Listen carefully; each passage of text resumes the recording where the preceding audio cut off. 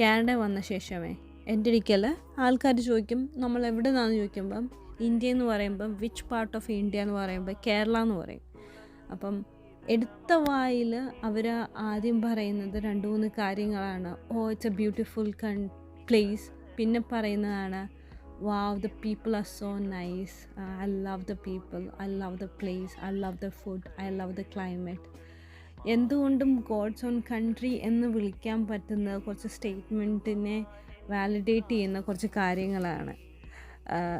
എനിക്ക് പലപ്പോഴും തോന്നിയിട്ടുണ്ട് നമ്മുടെ സ്റ്റേറ്റിൻ്റെ ലിറ്ററസിയും ആൾക്കാരുടെ പെരുമാറ്റവും വെൽക്കമിങ് ബിഹേവിയേഴ്സും അത് ഒരു വെസ്റ്റേൺ വേൾഡ് വാലിഡേറ്റ് ചെയ്തതാണ്. As an Indian, as A Keralite, ഞാൻ ഭയങ്കര പ്രൗഡായിട്ടുള്ള കുറച്ച് സിഗ്നിഫിക്കൻ്റ് ആയിട്ടുള്ള മൂമെൻറ്റ്സ് എനിക്ക് തന്നിട്ടുള്ള കുറച്ച് കാര്യങ്ങളായത്.